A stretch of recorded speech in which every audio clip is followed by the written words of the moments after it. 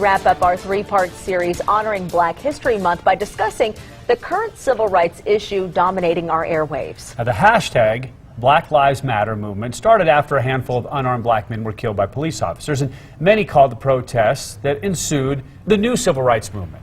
Good for Utah's Nadia shows us the civil rights movement of the 50s and 60s and compares it to the Black Lives Matter movement now. Unless it happens to you, you just don't pay attention to it. As Linda Spencer watched the clips of protest against police brutality across the nation, the Utah County grandmother couldn't help but think of her own experiences, like one from 1985. He had pushed me into my car. I was bruised across my chest, bruised across my ankles, had huge bruises on my arms. I had them on my legs and my behind. I don't even know where they came from, but he roughed me up pretty good. A complaint was filed, but official charges never came about related to the incident Spencer described. 27 years later, in 2012, Spencer says she was the victim of police brutality a second time when officers arrested her for a domestic dispute in her home. I didn't kneel down fast enough, so they did a maneuver, and it's really hard to see in the video of it, but I felt it, and they pushed me down. Like, I don't even know how to explain it, but my legs went out from under me. My slippers were gone. They had taken those off and thrown them out in the hallway. I didn't even know I was barefoot, and it split both of my shins open when I hit the edge of that cement bench. You can see what Spencer claims is excessive force by officers in this picture. Still photos from a security camera in the Orem City Jail. In the individual incident report, one of the officers involved wrote, quote, "She was escorted to her cell. We were told by the officer that she has been aggressive and non-compliant." Spencer stands by her claim that her rights were violated, yet a Utah jury decided otherwise. A jury acquitted Spencer on her domestic violence charge, but did find her guilty of resisting arrest. When we appealed it, my jury pool consisted of 20 people that were all related to law enforcement. And the ones they chose insisted that they could be unbiased. So when Spencer heard of Michael Brown or Michael Gardner being killed by police and no criminal charges filed, she wasn't surprised. And neither is Calvary Baptist Church pastor France A. Davis. He recalls when civil rights was just a whisper in the wind. Well, the first I heard about Dr. Martin Luther King Jr. was that he was a troublemaker, that he was causing more problems than he was solving. In the early 1960s, Pastor Davis joined Dr. King and marched in Selma, Alabama, the theme of the Oscar-nominated film Selma. Pastor Davis lived this crucial moment in history, peaceful protest. And it showed them at such a disparate view from those people who were nonviolent.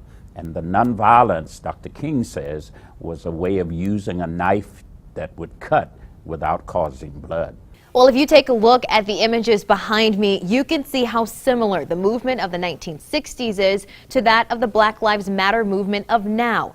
And if you ask Pastor Davis or Linda Spencer, they say fast forward 50 years from Selma and Montgomery, and we as a nation haven't come very far at all. There's an attitude that says we can deal with certain people of color in one way and use violence in order to respond to them and not be accountable for that. It runs deep, and it runs deep in every single police department. I haven't found one yet that's immune to it. Spencer doesn't think the current movement is only a race issue like it was in the 1960s, but she describes it as an abuse of power.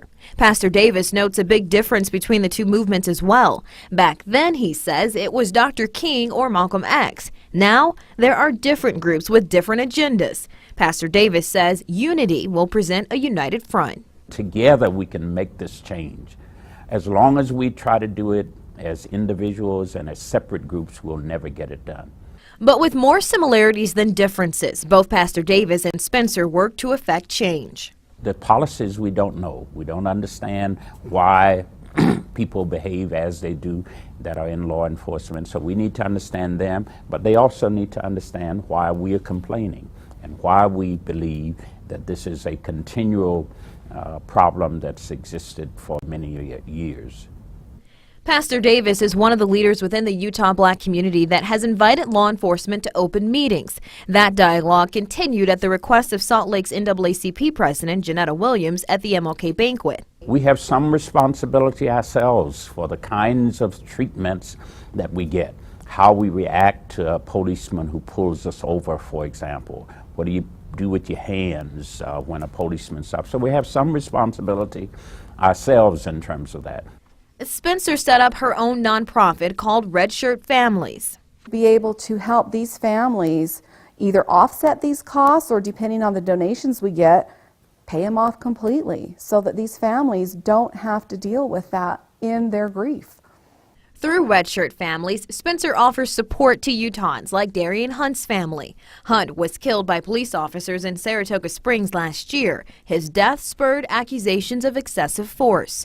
The officers involved were cleared of any wrongdoing. But Spencer says the support for all parties is unbalanced. When a police officer is killed, he has all the resources that, or when he's involved in a shooting, he has all the resources.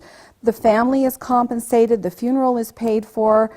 If the police officer was involved in a shooting, he gets counseling services, all of these different things. None of these are available for victims. And both Spencer and Pastor Davis hope the number of victims dwindles as tensions continue to rise. In Salt Lake City, Nadia Crow, Good for Utah.